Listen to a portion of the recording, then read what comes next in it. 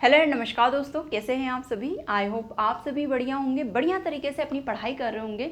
दोस्तों अपनी पढ़ाई की गति को बिल्कुल तेज कर लीजिए, फास्ट कर लीजिए, क्योंकि बहुत सारी वैकेंसीज आने वाली है और बहुत सारी वैकेंसीज तो आ भी चुकी हैं। तो अपनी तैयारी के लिए, अपनी पढ़ाई के प्रति सिंसियर हो जाइए। लेक्चर्स को ध्यान से सुनिए, नोट्स बनाइए, उनको लर्न कीजिए, रिवीजन कीजिए और इस क्रम को बार बार दोहराते रहिए। ठीक है, साथ ही साथ जिस भी एग्जाम की आप तैयारी कर रहे हो उसके प्रीवियस ईयर के पेपर से उन्हें सॉल्व कीजिए। ये सारे तरीके यदि आप अपनाते हैं तो एग्जाम हॉल में निश्चित रूप से आप अच्छे से परफॉर्म करेंगे, उच्चतम स्कोर को प्राप्त करेंगे। ठीक है, यही सफलता की कुंजी होती है दोस्तों।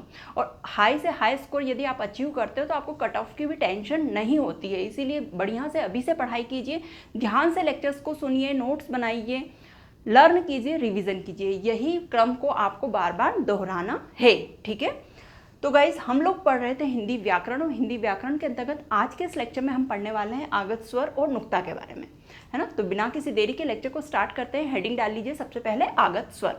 आगत स्वर क्या है, जैसा कि हमको नाम से ही पता चल रहा है, आगत मतलब बाहर से आए हैं। डेफिनेशन को देखते हैं। वे स्वर जो विदेशी भाषाओं के हैं और हिंदी में आ गए हैं। कौन से स्वर?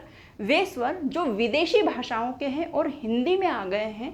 आवश्यकता एवं सुविधा के अनुसार इन्हें हिंदी में स्थान दिया गया है। ठीक है, शब्दों को बोलने में, उच्चारण करने में सुविधा हो, इसीलिए इन्हें हिंदी में स्थान दिया गया है, हिंदी भाषा में स्थान दिया गया है। क्या लिखेंगे आप? पूरी डेफिनेशन आप लिखेंगे, वे स्वर जो विदेशी भाषाओं के हैं और हिंदी में आ गए हैं, आवश्यकता एवं सुविधा के अनुसार इन्हें हिंदी में स्थान दिया गया है, आगत स्वर कहलाते हैं या आगत ध्वनि कहलाते हैं।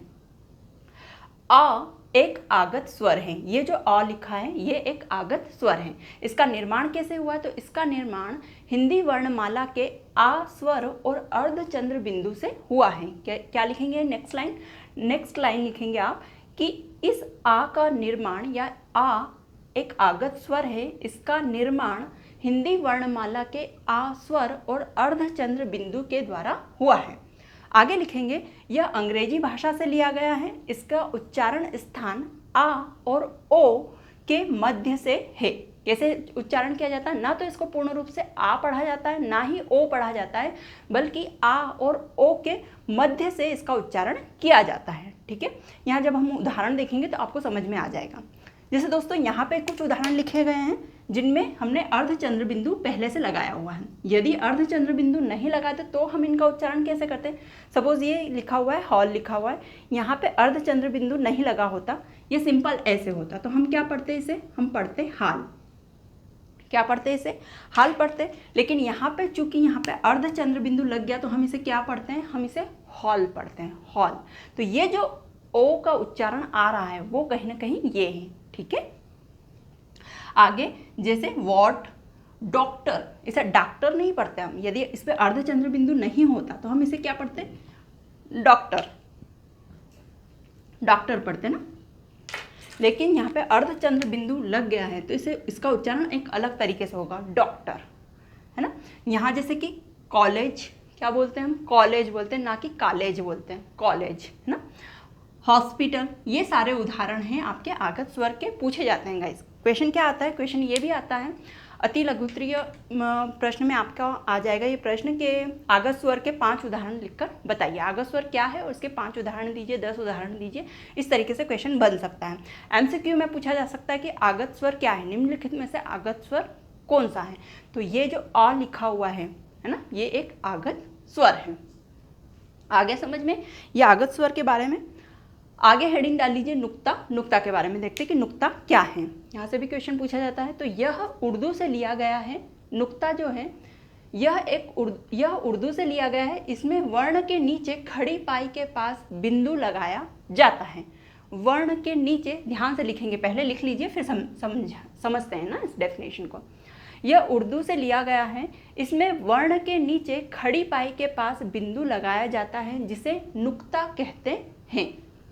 हिंदी भाषा में 5 ऐसे वर्ण हैं जिनमें आवश्यकता अनुसार नुक्ता का प्रयोग किया जाता है। क्या थी डेफिनेशन? यह उर्दू से लिया गया है। पहले तो नुक्ता कहाँ से आया, किस भाषा से लिया गया है? तो उर्दू भाषा से लिया गया है। जबकि आगत स्वर कहाँ से लिया गया था? अंग्रेजी भाषा से लिया गया था। इसमें वर्ण के नीचे खड़ी पाई के पास बिंदु लगाया जाता है। खड़ी पाई के पास, खड़ी पाई जैसे कि क, क एक वर्ण है तो हम पहले खड़ी पाई लिखते हैं, खड़ी पाई बनाते फिर क को लिखते हैं।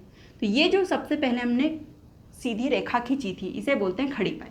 ख, तो ये जैसे ख लिखा तो ये बनाया और यहाँ पे हमने खड़ी पाई करी, तो ये जो पीछे आई इसे क्या कहते हैं, खड़ी पाई कहते हैं।